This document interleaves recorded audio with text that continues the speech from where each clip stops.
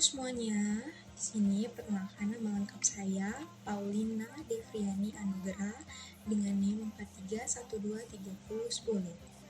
Saya mahasiswa Prodi Ilmu Komunikasi semester 4 dan saya di sini akan menjelaskan bagaimana cara kita berpublic speaking di depan orang banyak, tentunya dalam beberapa bidang. Jadi di sini saya mengambil 3 bidang, yaitu bidang politik, pendidikan, dan juga bisnis. Oke, saya masuk pertama itu dalam bidang bisnis. Di sini saya akan menjadi seorang penjual ya, atau bisa juga saya akan memberikan tips dari saya sendiri untuk menjadi seorang penjual. Pasti teman-teman itu tahu kan kalau misalkan mahasiswa itu ya bisa dibilang tidak memiliki uang atau bisa juga disebut dengan tidak memiliki penghasilan sendiri. Ya karena pada bahwasannya saya sendiri dan juga pasti teman-teman yang lain masih berada di tahap perguruan tinggi di mana kita masih menjadi mahasiswa, yang pastinya kita hanya dapat punya uang itu ya sebagian besar masih dikasih oleh orang tua.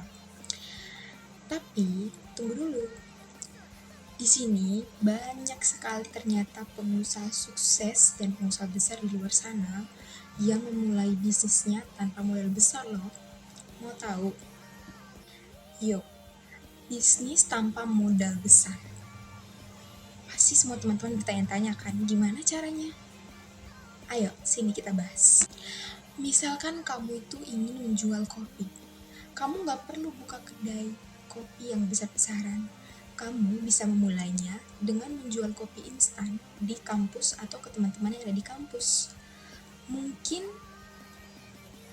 dari segi modalnya tidak terlalu banyak mengeluarkan, tapi keuntungannya ya bisa membuat kamu punya uang jajan ataupun bisa membeli makan siang atau sebagai uang jajan makan siang kamu. Yang penting itu adalah memulai dan keinginan. Kalau misalkan kalian mau memulai, maka semua yang akan ada dan terencana itu akan pasti terlaksana dengan baik. Karena kemauan dan keinginan juga sangat berpengaruh dalam sesuatu yang akan kita mulai. Itu sangat menunjang sekali supaya itu terlaksana dengan baik dan juga pastinya tekun berbisnis ya. Ingat juga kalau bisnis itu salah satunya untuk kita meningkatkan kreativitas kita. Tentang kemauan diri aja. Karena kalau misalkan hanya berpatokan pada kemauan diri tersendiri, itu juga tidak bisa menunjang kita itu untuk lebih meningkatkan daya-daya kreativitas kita, karena kita cuma di tahap yang seperti itu. Jadi kalau misalkan kalian sudah mulai dengan hal-hal yang kecil, kalau memang menurut kalian itu sudah sangat menguntungkan ya, mungkin dari hal-hal kecil seperti bisa menampung sekitar 1 hari bisa dapat 200.000 atau 100.000 lebih, itu sangat-sangat sudah cukup. Dan jangan lupa untuk selalu berkreativitas di dalamnya, supaya kreativitas yang sebenarnya sangat berpotensi dalam tubuh kita atau dalam diri kita sendiri itu sudah bisa terrealisasikan dengan baik dan kita keluarkan dengan berbagai cara seperti tadi kita menjual kopi.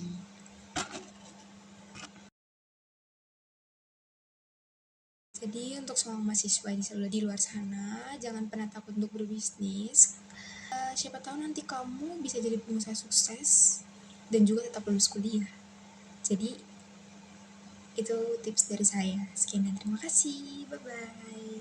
Halo semuanya, sekali ini saya akan membahas dalam bidang politik atau politisi. Kali ini saya di sini akan menjadi atau sebagai calon-calon politisi-politisi yang akan berkompetisi di dalam daerah ya. Jadi di sini kalian pasti teman-teman pasti sering dengar janji-janji yang dikeluarkan oleh kompetisi ya, baik itu calon-calon pejabat-pejabat tinggi ya, yang misalkan contohnya dalam bidang pendidikan nih. Dalam bidang pendidikan dibilangnya akan mengistimewakan. Contohnya memberikan peralatan-peralatan pendidikan yang baik itu kursi meja atau mungkin fasilitas-fasilitas pendidikan yang lainnya ya. Atau mungkin bagi seluruh mahasiswa akan diberikan laptop gratis, atau juga akan ada beberapa ujian-ujian yang akan dihapus dan akan digantikan dengan metode-metode pembelajaran lain yang akan menggantikan nilai-nilai ujian yang sudah dihapus tersebut. Banyak sekali janji-janji manis yang diberikan oleh politisi-politisi tersebut. Tapi ingat ya, atau tunggu dulu, kita itu sebenarnya harus lebih kritis lagi dalam mengolah pikiran dan menganalisa sebuah omongan dari orang, di mana kita harus bisa melihat realitas yang ada yang dapat diwujudkan atau dapat dilaksanakan dengan baik, dan juga mana yang tidak realitas atau hoax. Jadi dalam berkompetisi itu sebenarnya banyak sekali bisa dibilang kurang lebihnya itu untung dan rugi ya, dimana mungkin pengeluaran yang dikeluarkan itu lebih banyak dengan yang kita dapat gitu ya. Itu juga ada untung dan ruginya juga, tapi di sini saya lebih memberikan tips dan trik agar kita itu tidak terkecoh dengan omongan atau janji-janji manis tersebut. Contohnya nih, kita itu harus lebih kritis lagi saat politisi-politisi tersebut mengeluarkan janji-janjinya seperti yang sudah saya katakan tadi.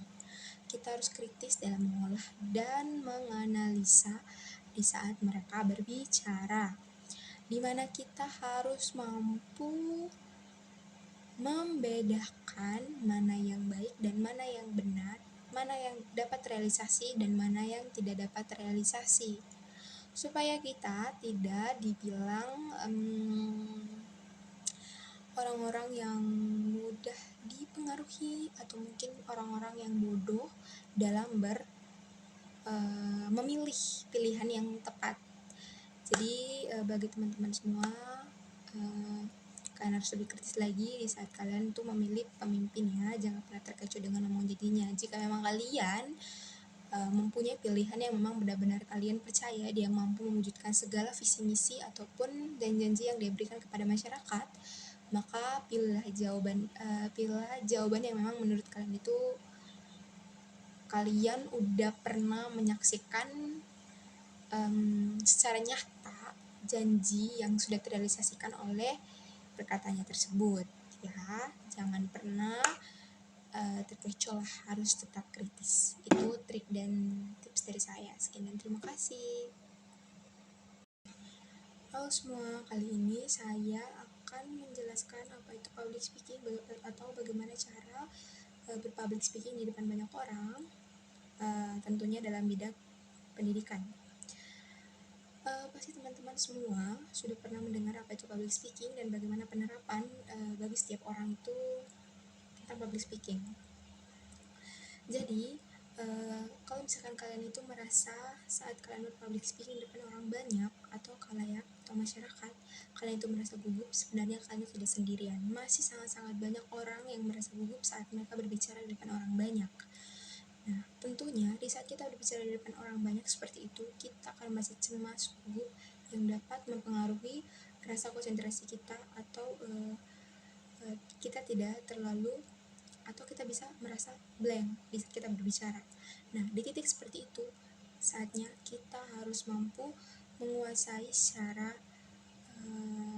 signifikan terhadap mental dan juga kecemasan kita di saat kita ingin membawakan sebuah materi ya, atau pemaparan materi, atau juga bisa juga saat kita memberikan materi kepada mahasiswa. Di sini saya akan menjadi seorang pengajar atau juga bisa seorang guru ataupun dosen yang akan juga memberikan tips dan trik bagaimana caranya meningkatkan kepercayaan diri kita, dan juga yang pastinya mampu menelaah dan juga merealisasikan tentang public speaking itu seperti apa dan bagaimana cara mengatasinya di saat kita berada di titik dimana kita itu merasa bahwa kita tidak mampu atau kita merasa gugup di depan orang banyak. Jadi sebenarnya public speaking itu bukan hanya tentang seni berbicara atau bagaimana kita mampu berbicara di depan orang banyak, tetapi public speaking tersebut harus mampu menguasai apa yang kita akan paparkan dan juga kita harus mampu mempengaruhi orang banyak, menarik perhatian dan juga pastinya harus menghibur orang banyak. Ya, betul sekali. Kenapa saya mengatakan seperti itu? Karena pada bahwasanya public speaking itu adalah seni berbicara di mana kita harus mampu menginformasikan sesuatu yang realitas yang dan mampu meningkatkan wawasan terhadap sesuatu dan mampu diinformasikan kepada banyak orang sehingga orang dapat mengetahui wawasan tersebut. Nah, kebanyakan orang merasa sering sekali gugup di saat mereka ingin melakukan public speaking atau berbicara depan banyak orang. Nah, sebenarnya itu hal wajar ya. Nah, kali ini saya akan memberikan tips dan trik bagaimana cara kita itu mengatasi kecemasan tersebut. Jadi, sebenarnya kita itu bisa mengatasinya dengan cara kita itu di saat kita berbicara atau kita harus mampu merangkum semua metode-metode bicara dalam berpublic speaking di depan orang banyak itu dengan teratur atau tertata, di mana jokes menarik perhatian orang, menghibur, dan juga tentunya memberikan informasi aktual terhadap orang itu harus benar-benar tepat.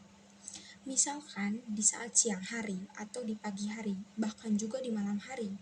Nah, di setiap jam-jam yang mungkin kita ini adalah manusia normal di mana di jam tertentu atau secara umumnya di saat siang kita akan lebih merasa mengantuk atau mungkin merasa lapar yang sehingga membuat tubuh kita tidak konsentrasi terhadap pemaparan materi yang ada atau di saat kita mendengar sesuatu yang ada di depan kita.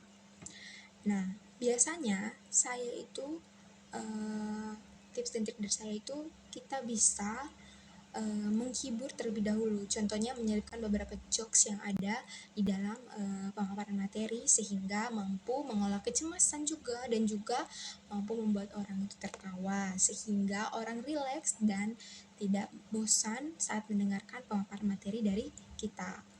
Jadi itulah trik dan tips dari saya, mungkin bisa dipelajari dan juga bisa dipraktekkan di dunia nyata oleh teman-teman semua. Sekian dari saya, terima kasih.